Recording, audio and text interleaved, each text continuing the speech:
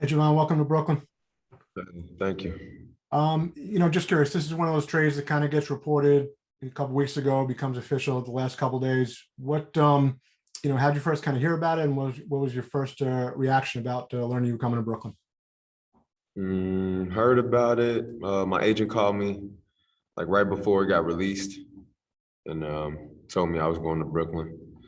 I was pretty excited for the opportunity. How can you not to play with the Brooklyn Nets? And it was like just like a way for me to like start a new chapter. Really, really get after it like I want to. Hopefully this is a good fit for me, and we'll see how it goes. Brian Lewis, New York Post.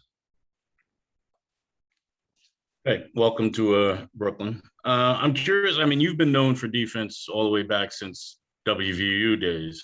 How much pride do you take in that part of the ball? And has that been kind of what their conversations have been with you about kind of a need to fill more defensive roles on this team? Yeah, that's definitely been a conversation. And defense is very personal. I just feel like that's just a must. You know what I'm saying? It's like you're gonna have games where you scoring and not scoring, but it's like every night you shouldn't have a game where you just bad defensively. Like that should just never happen. I just feel like that's just a must, and that's just who I am. Malika Andrews, ESPN.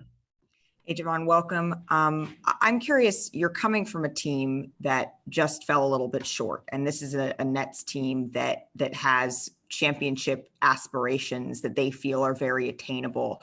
I know it was a little bit more of an observant experience for you, but what can you take from that you think you can apply here as these guys try to rectify what happened with them last year? Just the fact that like everything counts, like the little stuff throughout the year, the extra work you got to put in, and then just everybody being on the same page and really being a unit. And it's like if one person falls short, then that can collapse the whole deal. So it's like we really just all got to be on the same page in order to get what we want. Thank you. Alex Schiffer, The Athletic. Hey, Jevon, welcome to Brooklyn. We were just talking to Bruce Brown, who said he's known you a long time since pre-draft. Just outside of him, is there any other guys you have a good relationship with on the team? And have you heard from anybody since you've been traded? Good relationship. I'm real cool with Alizé Johnson. I met Nick when I went to go work out. And then have I heard from anybody? Heard from Coach. And I heard from KD. Greg Logan, Newsday. Jevon, you said that you take defense very personally. Obviously, you're going to be behind some superstar guards. Do you feel like defense is a way to maximize your playing time with this team? For sure. I've always felt that way. I felt like defense is my niche. Defense is the reason I'm in the NBA. So why stop now? You know what I'm saying? So I gotta bring it. Christian Winfield, New York Daily News. What's going on, Jevon? Welcome to Brooklyn. Nice shirt as well. Just wondering what in your estimation makes a good defender at the NBA level? What makes a good defender? Well, you gotta have the ability. You know what I'm saying? You gotta have what you need in order to stop the guy in front of you. And then beyond that, it's really just heart. You know what I'm saying? Just heart and effort. Just having that feel and having that grit, but just wanting to stop somebody every single time. Like, you're not gonna do it every time, but the more you have that feeling that you're gonna stop them, you want to stop them, you're doing everything you can to stop them. Like, I just feel like you probably gonna come out on top more times than not. Bob Windrum, Nets Daily. I noticed on your Instagram, just after the finals, you said, I didn't play the role I wanted to, but I played my role.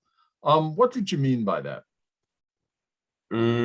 Basically, like, I didn't play the role I wanted to, meaning I wasn't out there. I wasn't able to help my team on the floor. You know what I'm saying? I wasn't able to be out there helping basketball-wise. But, like, mentally, off the court, on the side, in the huddles, in practice. You know, I'm very vocal. I'm a vocal leader. I help the team out. Like seeing two guys like headbutting each other, talking to both of them, letting them like showing them both sides of it, and they coming together, being able to go out there and finish the game. Just stuff like that, like stuff that like you probably don't want to hear from a coach. You'd rather hear from a player because, you know what I'm saying, you got a different type of relationship with them. So it's like I'm saying the same thing the coach is saying, just in a different way. And then some guys take that better, hearing it from their peers than hearing it from a coach. Matt Brooks, Nets Daily. Hey, welcome to Brooklyn. First off, I got two for you. First off, what did you learn from the run all the way to the finals? And then second off, what's the skill that you think that you have that is going to surprise people?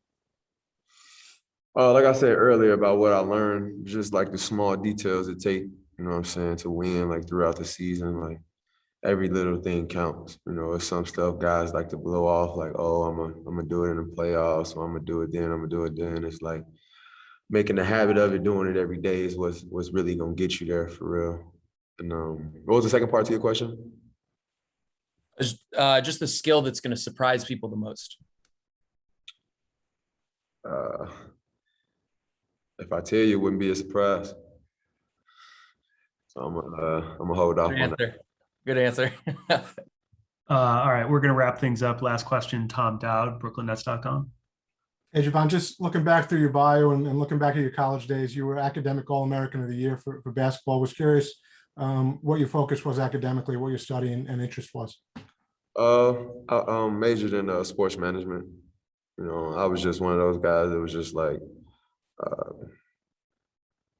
I have to go to school and get an education. So why not be the best that I can be at it? And it led me to being an academic All-American. Did I see that coming? No, not at all. But when I did it, I was like, hey, I put the work in, so it was possible. I was just focused on basketball.